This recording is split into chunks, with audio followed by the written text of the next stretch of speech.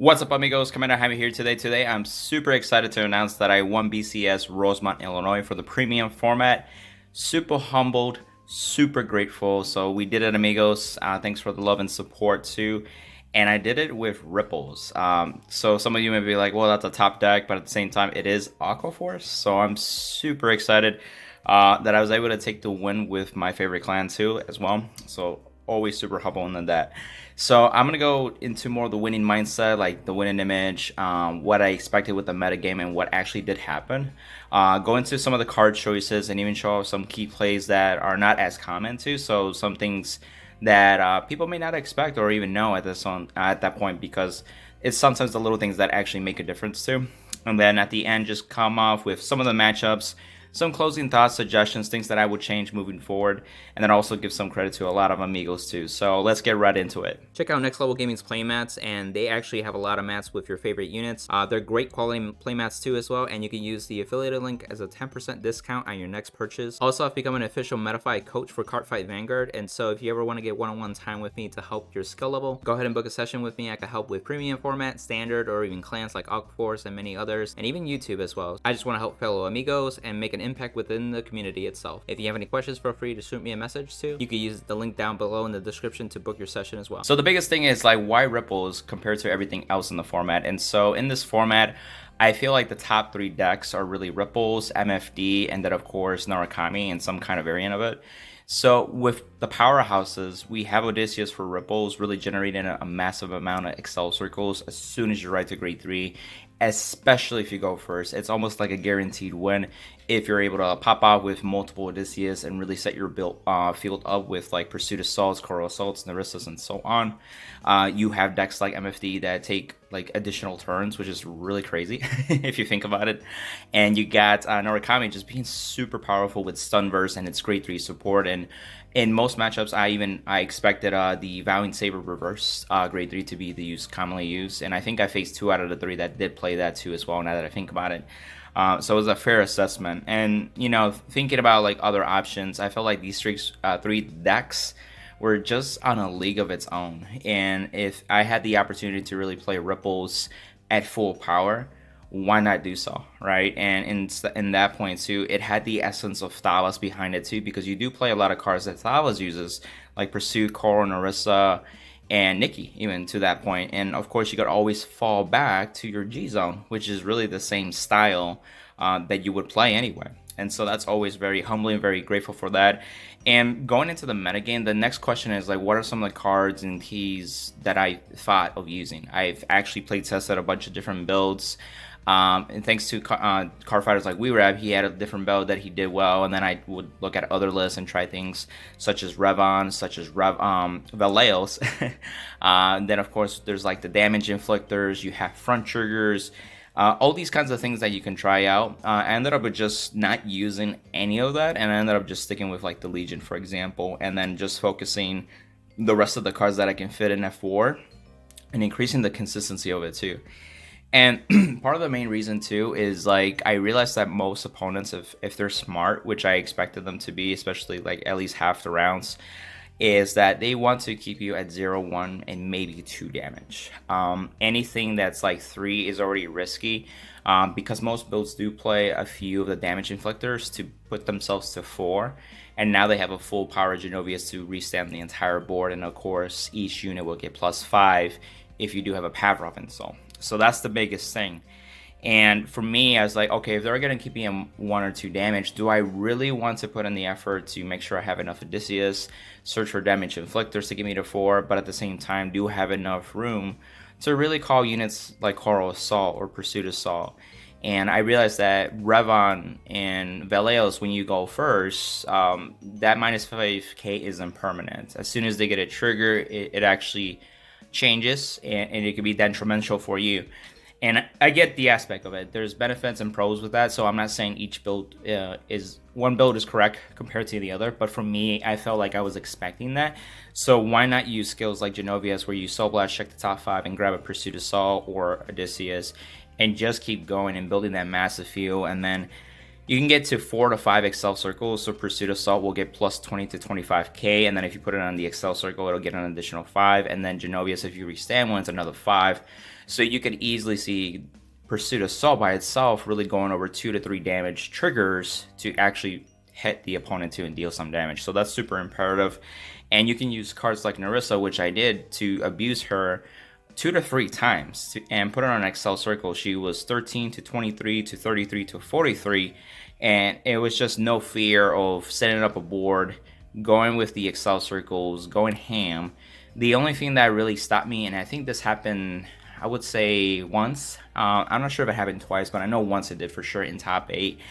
An over trigger did stop me from winning one turn, but I was able to survive the next turn and then finish it off in the following turn. But still, it's the over trigger that really stops me in that sense. And you could always fall back to the strides. I think some Ripple players are so focused on abusing Odysseus, especially if they're going second, they don't stride. And there's a time and place for that, but sometimes it's just beneficial just go into jumbled anyway and really set yourself up, retire their board, and like also just draw a massive advantage. And you can also call cards like Nerissa and Carl to help build advantage.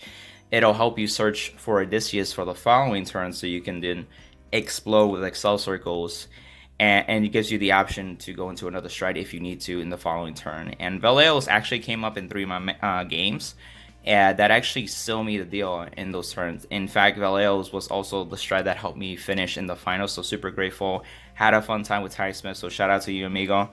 And that was really the mindset, and I felt like I was pretty confident in it and going into it. And I always appreciate people like WeRab, K, Noman for like a strong second opinion about like the decks that I might be playing. So extra shout out to them, and then of course a lot of amigos later on. But let's get right into the card choices. So onto the grade 3s, we are playing 8 grade 3 normal units and the 4 grade 3 heal guardians. So Genovius, you want to max out copies because you do want to max out on generating Excel circles with Odysseus. The first skill is the Soul Blast, check top 5, call something, super advantage gaining. If you think about it, for each copy of Odysseus, you're going to draw from the Excel circle and that skill. So you get +2 essentially. The second skill is obviously restand a rear guard, but if you have 4 more, you restand the whole board. And then of course, if you have power up in the soul, that unit will get +5 or units will get +5. So super powerful. Not only it's a Ripple with the grade 3 Excel, but 2 solid skills that really help this deck really just push it to the top, really. And you got the Legion leader, Miltiades. So this is where, the Legion mechanic is important. And what's really cool is that once this is on Vanguard, you could return 4 cards from the drop zone to the deck, assuming that your opponent's already grade 3 or greater. And you can seek the mate and then also Legion, right? And the Legion mate so happens to be the actual Genovius, which is really cool. You can choose up to 0. And it's like, the question is, why would you do that? It's because you can just return resources such as Genovius, especially if you have multiple Odysseus on board. So that way you can just use Odysseus to ride the Genovius from deck for each copy that you have, and you can maximize on generating more Excel circles. So just Legioning right away and seeking the mate isn't as helpful. Sometimes you may want to do that just to use the Genovius skill. It works on Vanguard because it's technically a Vanguard as well. So all Genovius skills are live if you do Legion, and you could also take advantage of the Legion's other skill to countercharge and send another unit if you're not at 4 damage. So that kind of gave you like a mini Lambros turn if you ended up with just Legion, like before you go into your battle phase. So you could still have 2 attacks after the Legion attacks. And then the Genovius will just, really take advantage of just going more further in Excel circles. One of my games in top 8, because he survived from the over trigger, I basically looped it again and did it again. And I went to, I want to say 8 Excel circles, if not 9. I'll put the picture up here so you can see what that ended up looking. I took a picture of that. So it's super helpful with the Legion. Also, one of the things that sometimes Ripple players may face is deck out. So you pop off with Odysseus, you're drawing a lot of advantage, you're going through your deck and everything. You got other cards like Pursuit Assault that will draw you cards too on top of that. And then Nerissa and Coral will go into so to draw you more cards. So it's just a lot of going through your deck, and that Legion's going to help recycle cards so you don't deck out. Not only that, but at the end of everything that you do, and you do Legion, you can return triggers such as the over trigger, critical triggers, and if you do play fronts, some people play return the fronts at that point. So you have this massive like turn with the drive checks, being almost in a sense stacked because your deck's like small enough to more than likely hit 1 or 2 of them. And going into the rest of the grade 3s, as you notice, like I mentioned, I'm not playing Valeos, I'm not playing Revon. I am just playing 2 Favas. And Favas is super reliable because it's the only method to retire cards that may be problem. For example, Hanali. So if you can get rid of that ASAP, it's ideal. What was really challenging though was one of my Swiss rounds was against Regalia. Shout out to Evan. He's a really good player too in the Chicagoland area. He had a Hanali and he put Divine Gauges on them, and he got to the point where he was on Angelica, and both Hanalis were protected. So Davos couldn't get over that. And I realized that Aqua can't get rid of those outside of that. I was like, oh crap, you know. So, but besides that, you can retire everything else. And what's really cool, for each Odysseus copy, you can put it into Soul, bring it out to Soul, and now you reset it essentially, and then you can just rest itself for another unit to retire another unit again already. So if you do it enough times, you can just effectively just wipe out the board. This was super important too with abusing Orisa too, so you can rest Orisa to Soul Blast and give it plus 10k. That was another way to actually get Orisa big enough by itself to make it another beater that you can count on that turn, and super appreciative. And I do play the Nikki, so there's a chance of getting that in the top 7 when you do Nikki. So that's always super helpful. And then of course, if you ride this and you have the 4 Genovius in decks though, you can go up to 5 Excel Circles, which is super important too. With the grade 3 Heal Guardians, you still want this because especially if you're going second, you want to survive against the Mayor. You want to survive if you can against MFD. MFD is really challenging to beat. You want to survive against Norikami and other decks too. So it's just, you know, let them put you to 4 damage if it makes sense, or stay at low damage, and this card makes it a lot easier and guarantees that you're safe on top of that. And you can always pitch it for Cost of Shred. If you are building the massive Excel Circles, especially if you're going to do the full restand board, you can call this to an Excel Circle and this becomes 15k. So now it can hit over Vanguards essentially, and then it's just another unit that you can actually just be able to restand and abuse. So we are playing 11 grade 2s. We're playing 4 Pursuit Assault, 4 Coral Assault, 2 V Pavrov, and 1 OG Pavrov.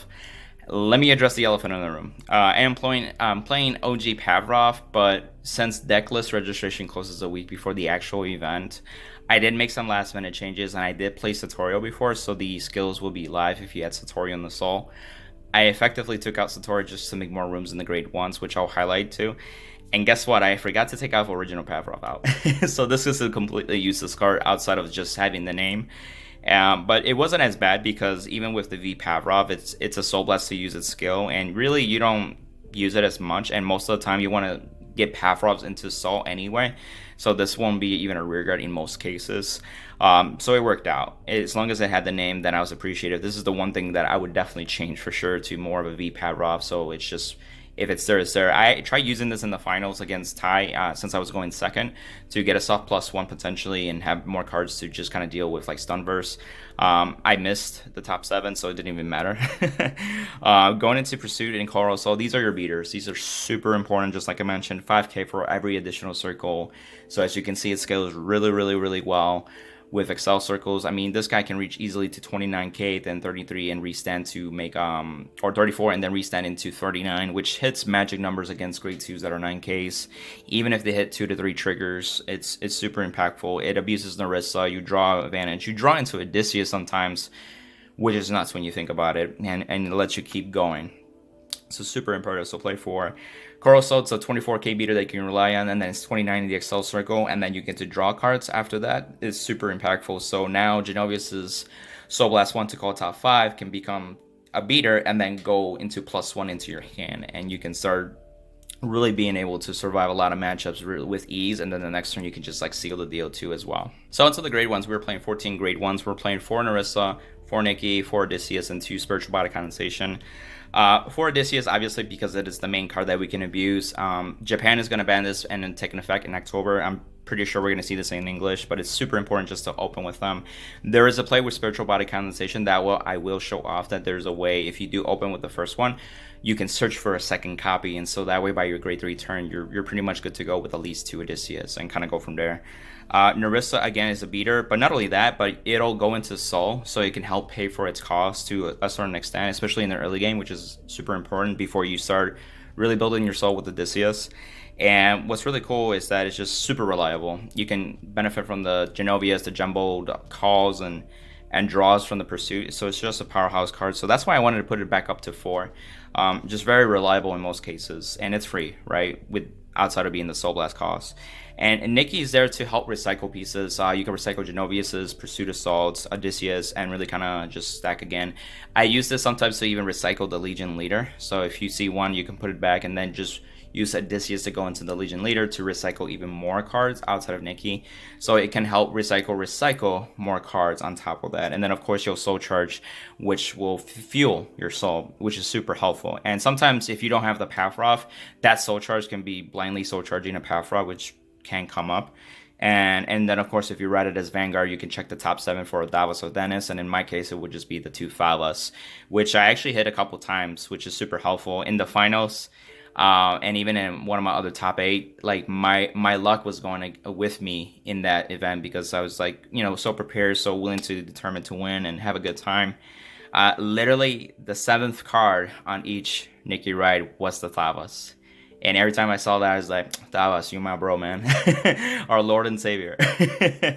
Thank you, you know? And that would be the grade 3 I would ride to ideally abuse more Genovius and go from there. So I just wanted to make that quick remark. And then lastly, the Spiritual Body Condensation. This is where you can Soul Blast and revive any unit in your Soul/Drop Zone. So if you want to rebuild your field, especially if they retire Pursuit of Assault with skills, or they got rid of like buy it by an attack that was big enough, you could just bring it back and really take abuse of it, especially once you have 4 to 5 plus Excel circles. Pursuit Assault's value increases tremendously.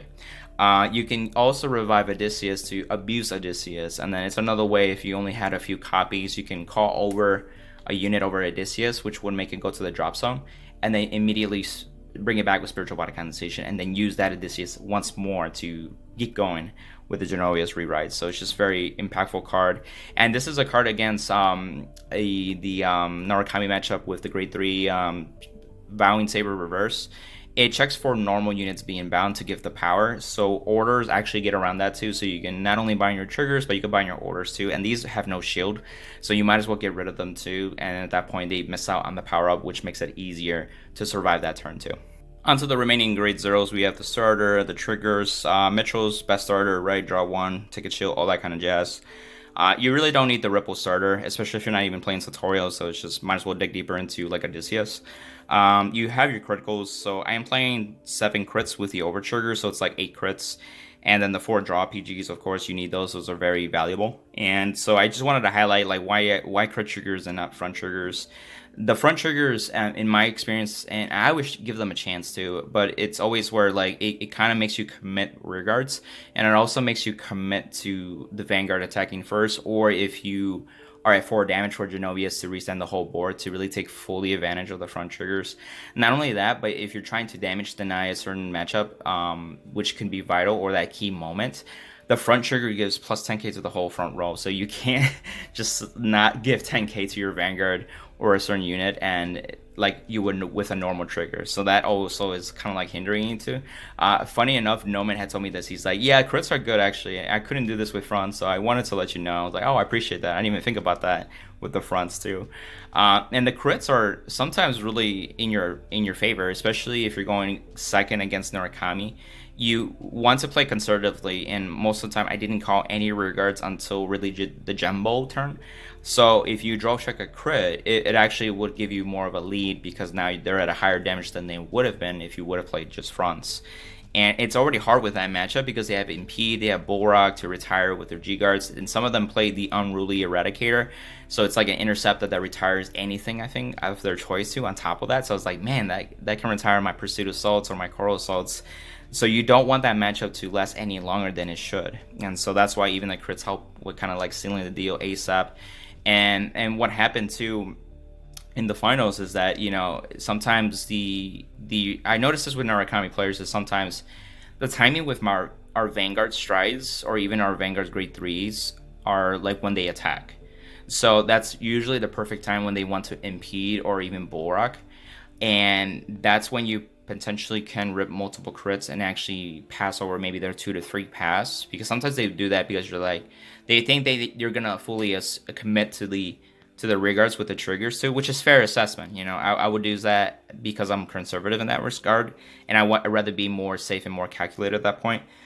But then you can just rip an over trigger, And I know people don't like over triggers, but that will actually help me making sure I lock the deal. So it's just like, even though he made it a 2 to 3 pass, an over trigger just breaks that. So it's either like 2 to 3 pass or over trigger to pass. And what's really crazy with that turn with Valeos, I called 6 cards, so I drew 6 cards, and then the 7th card was my drive check essentially, and it was the over trigger. So it just, you never know what to expect, but always know that there's always that risk. But if you rip double trigger, you can break those shields too, and then with crits, you can put them to 6 damage with just your Vanguard attack hit outside of your regard. So it's just be mindful of really taking advantage of crits, and then especially if they're at 4 damage and then they're still trying to keep safe, and then all of a sudden you return triggers because of Legion, it's even more scary because it's like, I am super dead.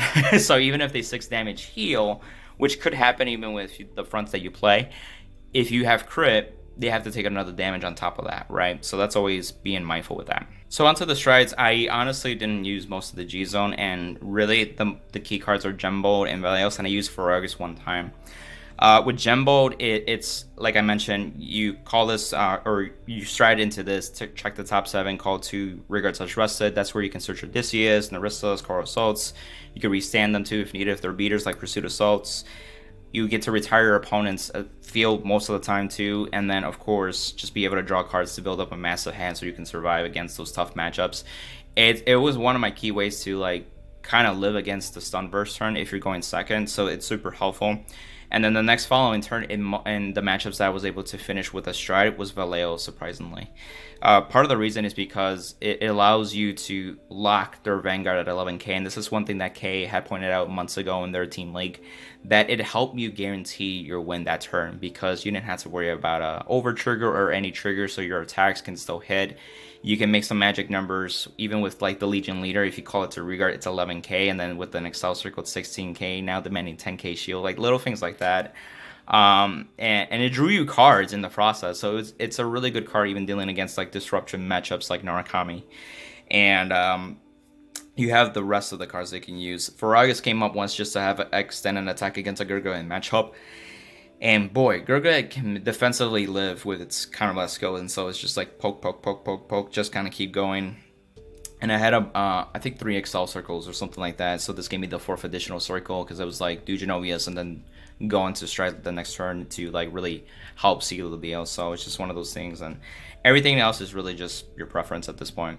And then the rest of the G zone is 7 G guards. We're playing 2 Ionis, 2 Gaphilia, the Dismal, the Dynera, and then the Ice Period Dragon. Most of the time I went into Dynera, Gaphilia, and Ionis, and then once into Ice Barrier. I don't think I went into Dismal. It never really came up as much. I think when they would attack the Pursuit, I think I didn't have the heal trigger at that point, so it just didn't work out. But in testing, Dismal was there to save Pursuit Assaults. And then Ionis was your biggest shield since you already commit a board, so you might as well take advantage of it. Gaphilia is there for the flip fodder for most of the time for like Gembold, Valeos, and so on. But you could also guard with it. It was the 2nd or 3rd battle. That actually came up once. I was like, wow, that's kind of rare. Free G guarding with Ice Barrier just to get the massive shield, and then Dynara is the counterblast. I did this twice where when my opponent would attack first, especially this was one Ripple Mare that I had, and I put my Vanguard plus 5k, so it became 17k base, and now that when I took the damage check, the triggers would put me to 27 to 37, and it made it a lot easier to guard against their attacks with 5k shields, or some of them just couldn't hit no longer.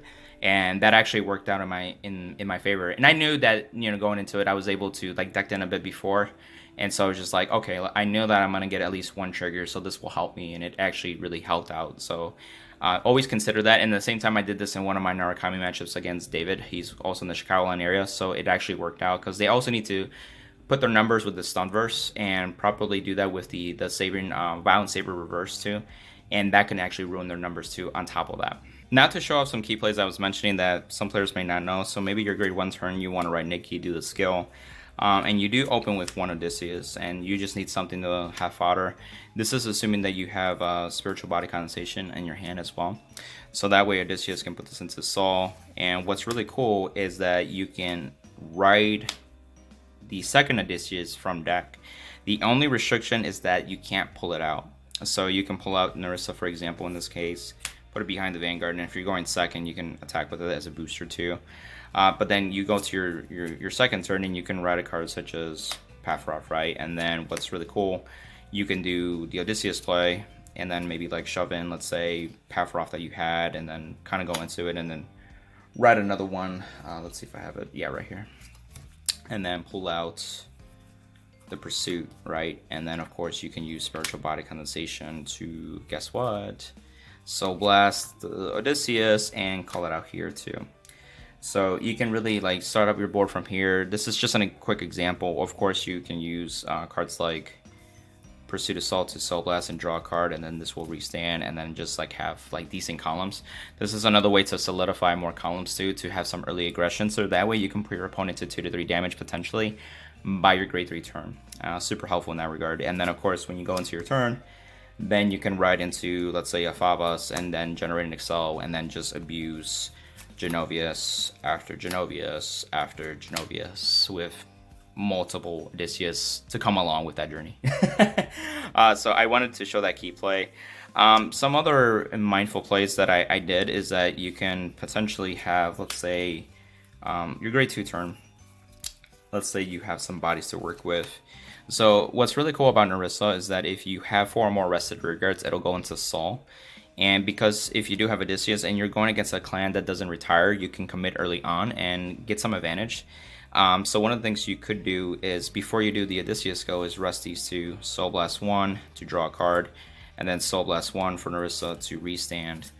And then the Odysseus will go this into Soul, and then you'll get to, you know, the other Pathroth that you ride from deck. And it resets the Pursuit Assault. So now you have a standing unit, and this is plus 10k. So you can attack with 11 because Odysseus also gives plus 2. This will attack for 9 plus 8, which is a 17k, which demands a little more shield. And then this is 7 plus 18, which makes 25. So that hits over a trigger. And at the end of the turn, they'll go to Sol, draw a card. So it's another way to be a little aggro, but also get some advantage back. It also helps dig deeper sometimes that you just don't open up with your grade 3s, which I had a couple times. So this play actually kind of helped me too. You could also have like Coral Assault involved in the mix, so that way if it sees 4 or more other rested units, it'll get power. So if you put it here, it'll be super helpful. And so I'll show another picture too. This is what I've done the Ripple build up with Genovia, so if you want to see that in action and slower, that's actually in this video. But then you can see even on this picture that it can just generate a bunch of Excel circles, and that's how like even one of my top 8 games went into just exploding a second time. So yeah, I just wanted to show these key plays and also just be mindful of that, just like the tips that I mentioned too. So onto the matchups and closing thoughts. This is also, you can see the trophy champion, which is really cool.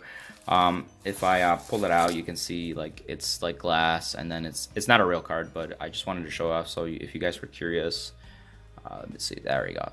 That's how it looks like. Rosemont, Illinois champion, which is really cool. Super humble about it. And then of course you got the price card with Amon too, so definitely keeping this. Our certificates and top 8 mats are getting mailed to us, so I don't have that on me, but I would definitely show that off. But I just wanted to say that those will get framed. So I'm super excited to put them on the wall behind me. Super stoked. So I guess with a quick rundown of my matchups, let me see if I got my here it is. And so there was 7 rounds of Swiss, then going into top 8. The 7 rounds was basically against Kurgrid, which I won against that. He was a really good player. He didn't open up as great because he had GS as a grade 1, and I wasn't afraid to give him 2 damage just because of my setup. I think I had a grade 3 heal guardian, and the way that he was going through his deck, it was just not ideal. So I was able to live a Spirax turn pretty easily, and then just kind of go back and forth with Gembold, and then into a Ferragus, and I was able to seal the deal after that. I think I ended up relegioning too, just because like attack, and then just re-loop to extent. And we went in time as well because it took a while to kind of finish through. And Gorget also uses cards from the deck to guard with, so it's like it's really hard to finish that deal. But shout out to that player. And then round 2 was against the Ripple Mare. This was against Philip, so shout out to you. It was really back and forth, and I think I think I went first, and I couldn't finish him off, and then he came back with full force with 4 more damage, but I was able to live. And that was one of the plays where I did the Dynera and then get the 2 triggers, because he actually put me to 3, and he risked it. He's like, I hope he doesn't have the damage inflictor, and it worked out for him. but I was able to still live and come back and seal the deal. So shout out to you. Round 3 was against Vowing. This is David, and so Norakami, just really back and forth grind. He was funny too. He's just like, oh, I guess I'll lose. I'm like, don't be like that. Let's just have a good game. And it was a really solid game back and forth, and ultimately I was able to win. And then going into round 4 was against DI Barrow Magnus. And so this one was really unique. So I was going second, and I didn't have a grade 1 to ride with. So I rode my PG, the grade 0 Pascal, to at least get a draw and potentially dig into the grade 1 so I wouldn't G-assist.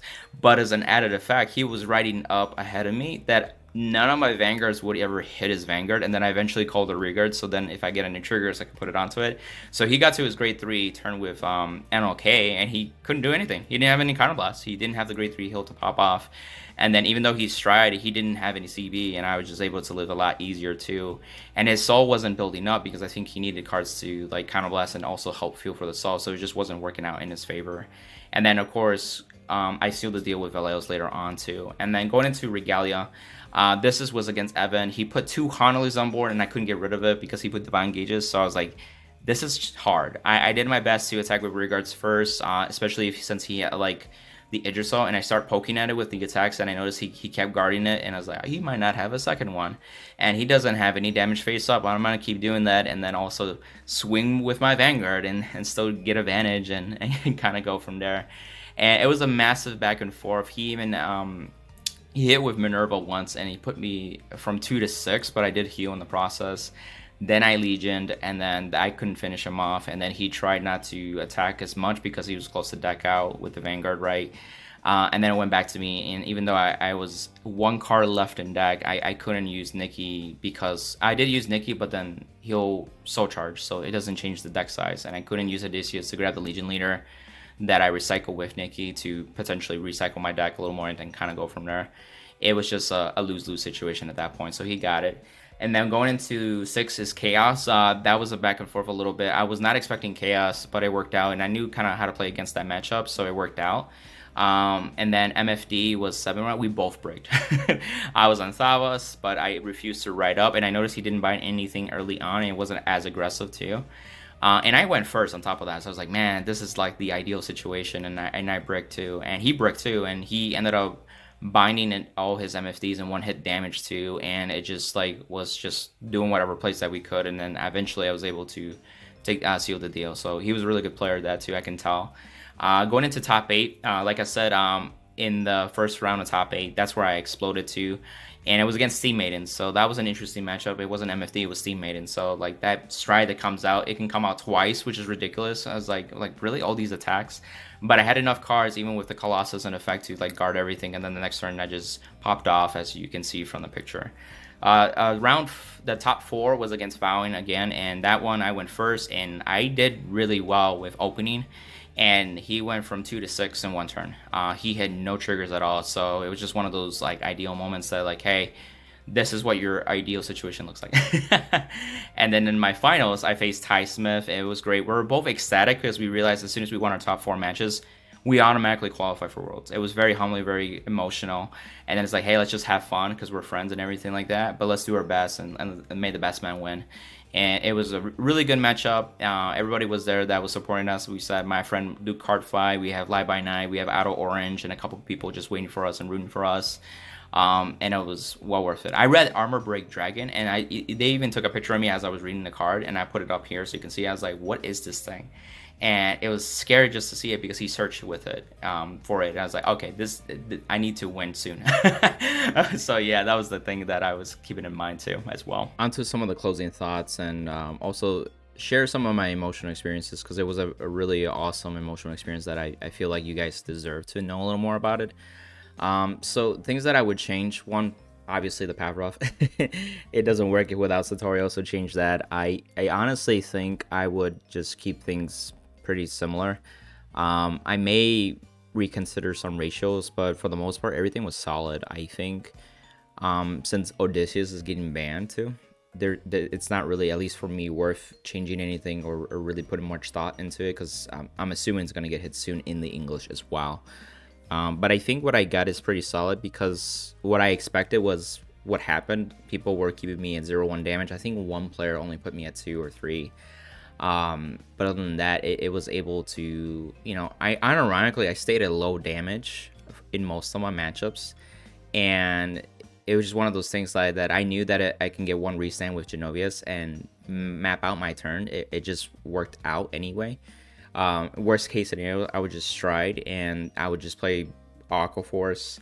I know that one of the people from team Best Girl was even saying, "Is like, you know how to play Aqua Force, thank you." I hope. Thank you.